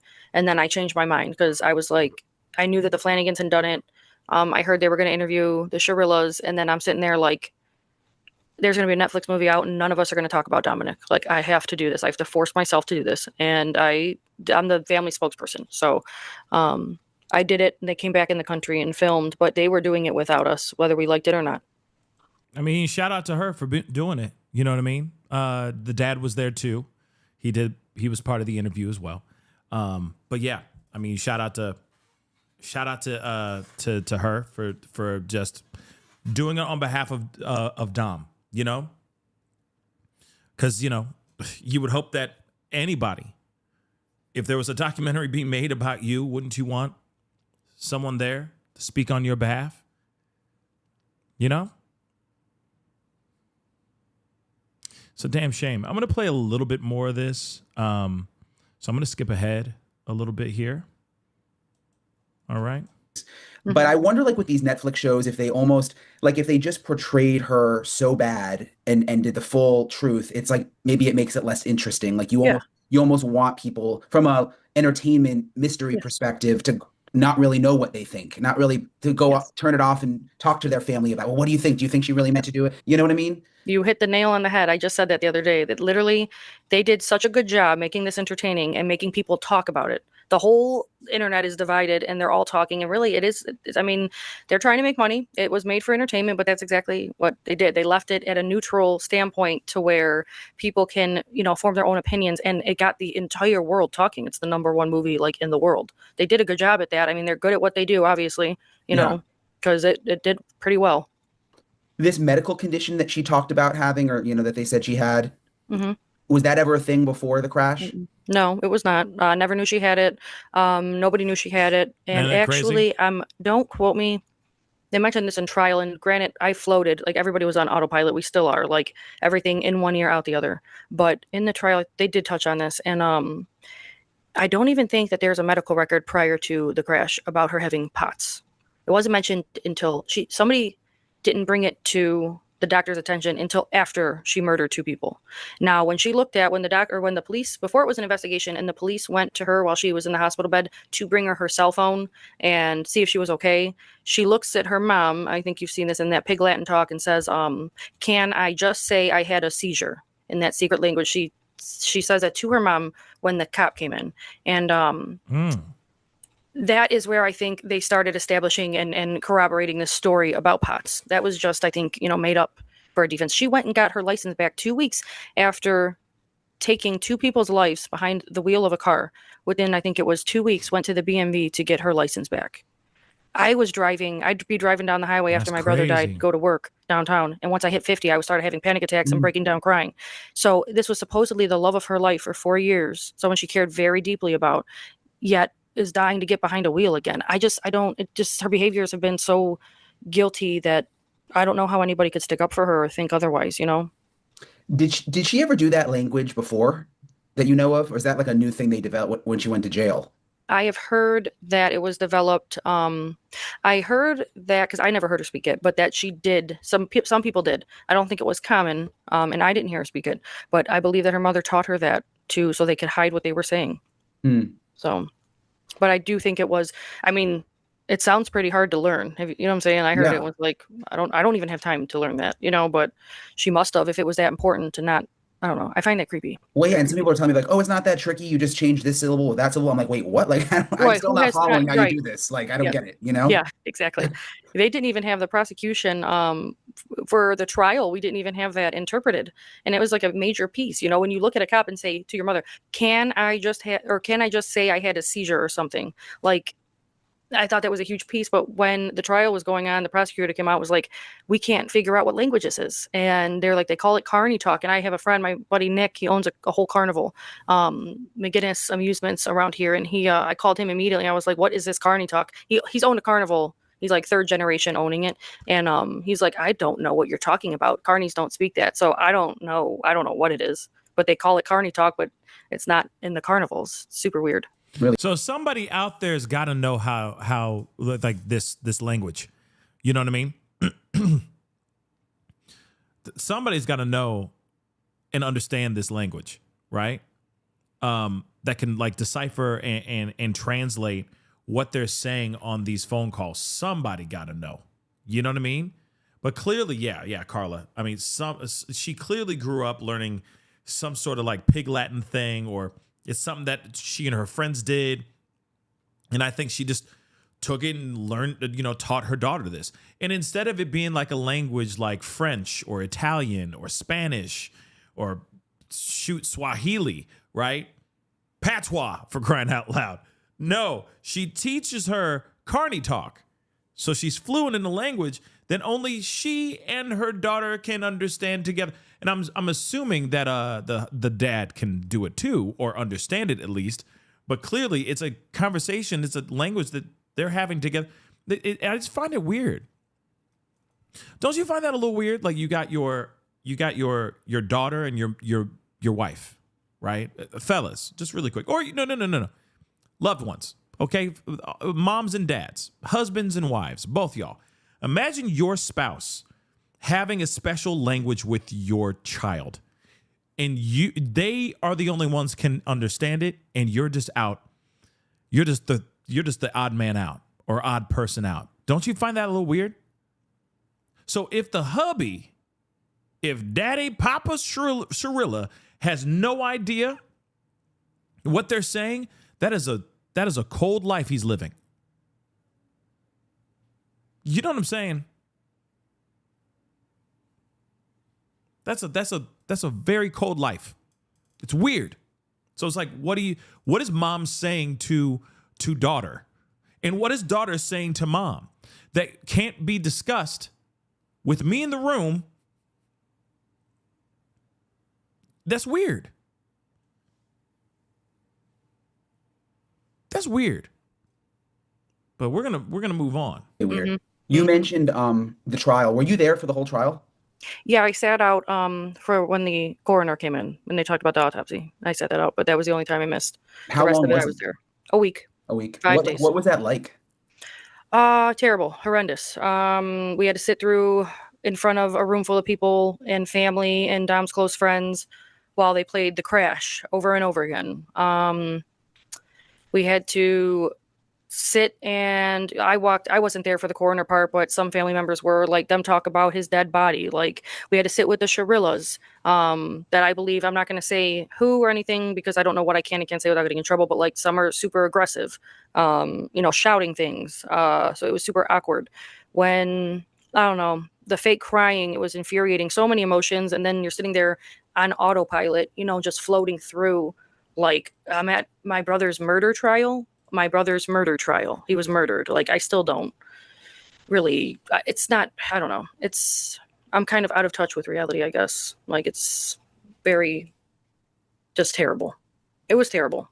Was there anyone in her family that like kind of just like made eye contact with you? Like, listen, like, we get it. I'm sorry. Like, cause I'm just thinking like, no. if you're sorry. her family, it's like, I guess No. you kind of have to go to the trial to support her in a way, but was there anyone who kind of looked at you like, we were there for you. This is terrible, or no? No. And I wish there would have been. Like, that's what I'm saying is when we thought it was an accident, they were all, obviously kind and okay. But then the second that she got arrested and attorneys got involved and stuff, we never heard from them again. And at the trial, as you're sitting face to face, like family to family to them, and they won't even look at us. There's no like, I'm telling you what, if my kid hurt some other kid or something like that, I'm apologizing. I'm sorry. You know what I'm saying? Yeah. Like, I am so sorry. That bull crap that she went in front of the judge and gave that I'm so sorry thing. You weren't doing that to us in the hallway all week, or you have all of our phone numbers, my parents' phone numbers, like none of that. It was just in front of the judge, or just on camera. In real life, she doesn't. I've been waiting for her to write letters to my parents. Like, I think of Kenzie maybe reaching out sometime. Nothing of the sort. It's only when the cameras are rolling that she says she cares about, or, the Dom's family's feelings or even Flanagan's. It's nope, all fake. Crazy. How are your parents? It's terrible. They're changed, miserable. Like, I don't want to call them miserable, but you could only imagine, like, nobody's ever going to be the same. And, part of it is that we have to learn to accept that. Like, we are going to hurt the rest of our lives. Nothing will ever be the same. We're an Italian family, like very, very close. Like, he baptized our children. We confirmed him. Like, he was my baby. Every holiday, every birthday, what I'm saying? Like, all the big moments of our lives that he should be here, was here, and now he's not. Like, there's always that hole. There's always that emptiness. And then there's always that, like, now I'm at the point, like, do we bring him up right now? Is it going to make somebody cry? You know what I'm saying? So we're all kind of like tiptoeing around it sometimes. And, like, we all, for his birthday and his death date, we throw huge parties. We honor him all the time at the cemetery with a beautiful memorial. But it's not gotten any easier. It's almost been 4 years and it has gotten worse. I think I'm worse off than I was after it happened. So, and I think all of us are worse off. Yeah. I mean, I've never lost anybody. I mean, like, just like grandparents. That's what it was for me too. So, like, yeah. I don't know. I always thought maybe like it would get easier with time. I've heard that, but it's not true. And that's why I hate to tell people that, for people that are losing loved ones recently or are going to, like, it doesn't get easier. Here I am 4 years later, it's gotten worse, but I was the same. I've only lost grandparents and my sister-in-law, but like this, I didn't know pain like this existed. So, like, It's sickening. It's life-altering. I did not know. I always thought to myself too, like, when I saw someone lose a sibling, like, oh my God, I could not continue. You know what I mean? I couldn't go on. How are they so strong? How are they waking up every day? And then when you're forced to do it, man, I didn't know this pain existed. Because if anybody who knows me knows how my family is everything, that's all. You know what I'm saying? They could imagine how bad this is for me. But, I don't know. It's terrible. Yeah, it's weird to think how people watch the show and like it's like a show, but it's almost people need to remember like there's a real family Yes. there. Yeah, especially while they're making their comments online and things like that. And Yeah. even when you're trying to be not trying to be insensitive, like people are posting a diagram of how their bodies were in the car. And let's say it's 8 a.m. and I'm just like laying down and I want to scroll Facebook and I come across how they want to lay out my brother's body in a vehicle. And it's like, why? I know it's true crime, but maybe I should have just shut off my social media. But then again, I didn't want everybody running their mouths about my brother anymore. And I wanted to get the word out about this petition and my foundation for Dom and things like that. So yeah, I was warned. Netflix, they did warn me prior and the producers to shut off my social media. Mm. I didn't listen. Yeah, I think for you, it's like you just kind of took your own control, and you can I do did. that these days with YouTube and Mhm. stuff. It's like, you I know, went rogue. you went I rogue. went completely rogue. Yeah. They told me they assigned me like some PR agents or something. And we're like, yeah, we advise you shut off your social media. And I'm like, yeah, no, Yeah. I need to see this. Like, yeah, thank you. But no, here's a Yeah. therapist. Thanks. Okay. Yeah, good for you. Tell me about the foundation. So it comes out. I'm signing the paperwork tomorrow, so it should be out in a day or two. I am having it expedited, but it's brand new. Where is my phone? I changed the name already like 5 times, so this is what the official name is. It is going to be, I'm really excited about this. I've always wanted to do this, but now I have the platform to do it. It is going to be Change the Game for Dom Foundation. And with that, we are going to try to, I'm going to try to raise funds for underprivileged kids to sponsor their basketball teams. Dom very much loved basketball, and that was a big part of my life with him. Was going to, I didn't miss any of his games, any basketball games, any football games. I was at every one of them. So that was like my favorite time with Dom. And then like I would pick Dom up on the weekends when our parents divorced. I would pick Dom up like I would have visitation with him, and we would set up my living room and make a basketball court for my son, and he would teach my son how to play. So it was just like that was a big part of our lives. And it was one of the best times that I could say going to his games and watching him. So I'm going to do a foundation to help underprivileged kids either sponsor their teams or get them shoes, basketballs, equipment. If they need help, like if they're in college, maybe purchasing books, or like if they need help finishing with tuition or something like that, funding that. I haven't gotten all the little kinks out yet, but that'll be done by like tomorrow morning. So it will be out there. You don't have a Not link yet. Okay. No, but I people will. can I'll Google send it to you by Yeah, tomorrow. send it to me. I'll put it in the description. Thank you so much. Of course. And what about the petition? Is that Son of Sam law? Oh, yeah. Let's talk about that. So hold on real quick. Let me just get this really quick, and then we can hit the Son of Sam law. Thank you so much, BB Lee. I appreciate it. BB Lee, thank you so much. The new text make me wonder if he accidentally slammed her shoe in the door one day, and she went absolutely ham, like, you try to unalive me, she's the type. I mean, I don't know. I don't know. I mean, there could have been a multitude of things could have happened in that car. Like, he could have said or done something that just triggered her and made her do what she did. But at the end of the day, she still ended up doing what she did. You see what I'm saying? Slammed her shooed foot in the door one day, and she went absolutely ham, like, you try to unalive me, she's the type. I mean, she gives me the vibe that, she definitely gives me the vibe that she would take one small thing, make a mountain out of a molehill, you know? Like, even, in fact, make a mountain out of an anthill, to be really honest. Like, she would take it to a whole extreme just so that people would pity her. You see what I'm saying? So, I could see that happening. Her just making some stuff up just for the sake of making stuff up, or just to have a reason to be pissed off, right? So that could be it too. I don't know. We don't know what happened in that car. Obviously, they were arguing before Davian, or they say allegedly that they were arguing before Davian even got in the car. And then obviously things went and were even more, you know what I mean? So I don't know. It's weird. You know what I mean? So let's continue on though. All right, we got a little bit left. I'm also up. Sorry, I haven't memorized this stuff. I've been so busy.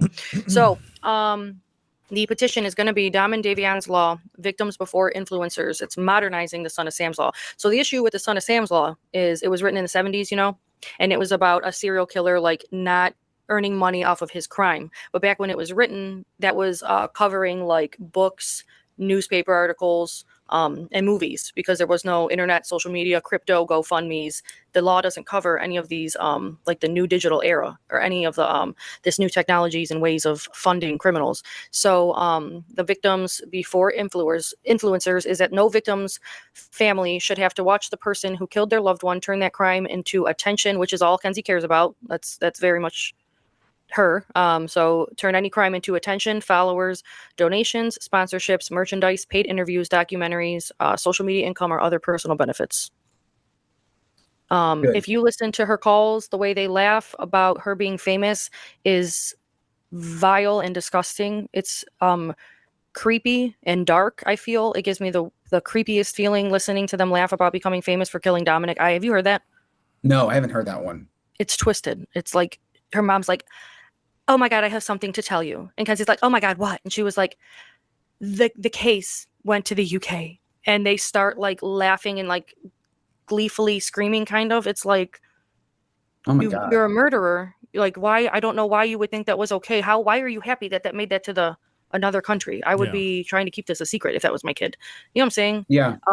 But that's all they've cared about. So, and even before that, like, that's all she cares about is how she looks. I just can't wait for this to become a law or for them to even find out about this. Because every time she's upset in jail, you can also hear her mom say, "Go write your book, Kenzie," thinking that she's going to come out and get famous. I've talked to the girls in jail with her. I talked to Cheyenne, and she even told me, like, she's trying to she's writing a book. That's all she's doing. She says she's going to come out and be famous, and she's going to be a model and da da da. She's got all these plans to come out and be like Gypsy Rose and over my dead body.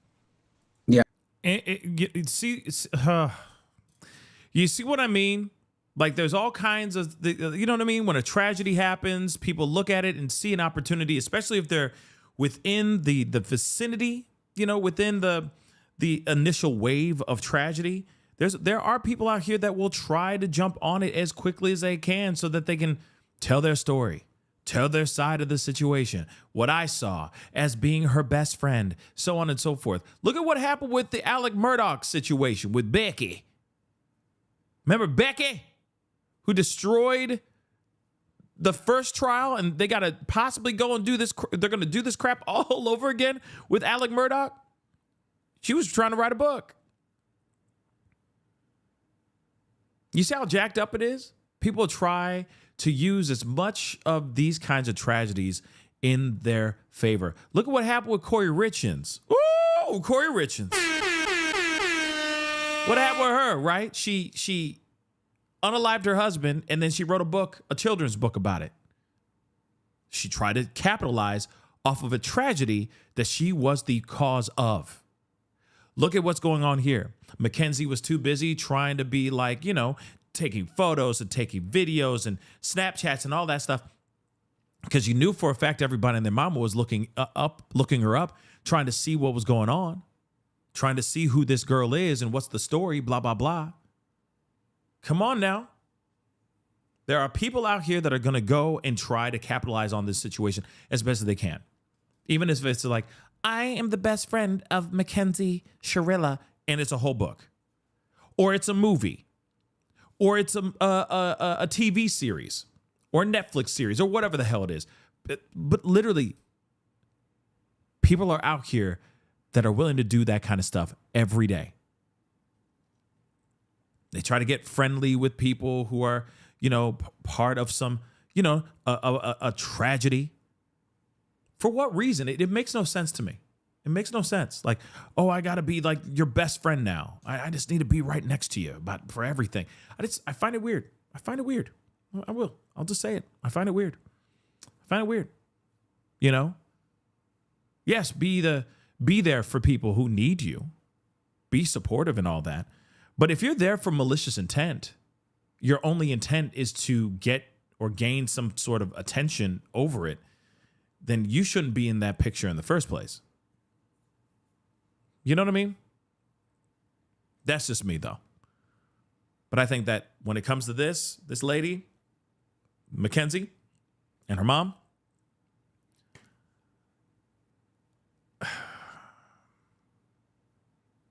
I just think that my theory is I think she was trying to take them all out, including herself. That's just what I think.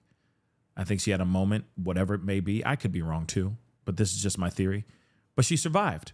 And so she saw this as an opportunity to maybe try to come out of this as like the girl who, survived, that she's going to fight tooth and nail to heal, and she'll be able to walk again. And, and then everyone just goes up to her being like, oh my God, Kenzie, you're so strong. How you bounced back the way you did. You're so strong. You know what I mean? Here's my redemption story. How I was able to bounce back from this tragic car accident where the love of my life and his best friend both perished, but I came out of that wreckage. Yes, I was mangled, but I was able to heal, and now I'm back together. It's a book. It's a TV show. It's a movie. Just waiting to happen. All the while getting more followers on our Instagrams, on our TikToks and whatnot. You see what I'm saying? Just, for those who are still supportive of her, hey, be supportive. Hey, that's on you. That's your prerogative. That is your prerogative. But there's something about this crime that happened, which it is a crime. Something about this crime feels like there's more to this. And it feels like even the parents, maybe not the dad so much, but the mom definitely is seeing an opportunity. In fact, I take that back because the father was like arts and media, arts and marketing or something like that. He was a teacher until he was like suspended recently because of this documentary on Netflix. Even that tells you about the kind of mindset that she could have been brought up around. It's all about perspective. It's all about the look. Interesting, right? Interesting. Mackenzie. Well, she had a few minutes of fame. I mean, obviously people are still talking about it. We are still talking about it. Or this is the first time I've actually talked about this case. I didn't talk about it years ago. So this is the first time me talking about it, but it got my attention enough to talk about it. And obviously people are very concerned about whether or not this girl should be locked up or not. I tell you what, this girl should be locked up. She's exactly where she's supposed to be. In jail. In prison. But give it time. Give it a couple more years. Those parents are going to try to sell her story.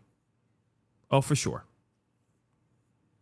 If it turns into like a movie of the week type of deal in the next 3, 4, 5 years from now, get ready for it. Get ready for it. Don't be shocked when it happens. Don't be shocked when it happens, because it's going to happen. Because they're gonna get paid for it for sure. Like, I'm not surprised that that Netflix paid the family to speak, including paying Mackenzie to speak. I wouldn't be surprised.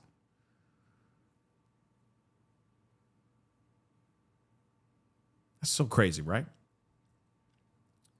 Now, here's the thing. Davian's sister, like Davian's family, I would love to interview Davian's family.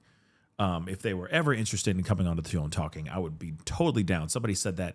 I think Alant just said that in the chat. I would definitely be down for any Dom's family to speak, Davian's family to speak. I don't even know where to begin to reach out to them for any kind of conversations. But I am quite curious to hear what they got to say about things. But if you notice, we're not hearing much from Davian's family. There hasn't been any interviews or questions about Davian's side. He's also a victim here. What happened to Davian? Everyone's like, oh, they were lovers. Great, I know that. And Dom is getting his talk, right? But Davian's family, even his sister, like I say, he keeps getting the back seat. And I don't mean that to be punny. I'm meaning that to be real. He seems to be constantly getting the back seat when he's also somebody who lost his life in that car. So what about Davian?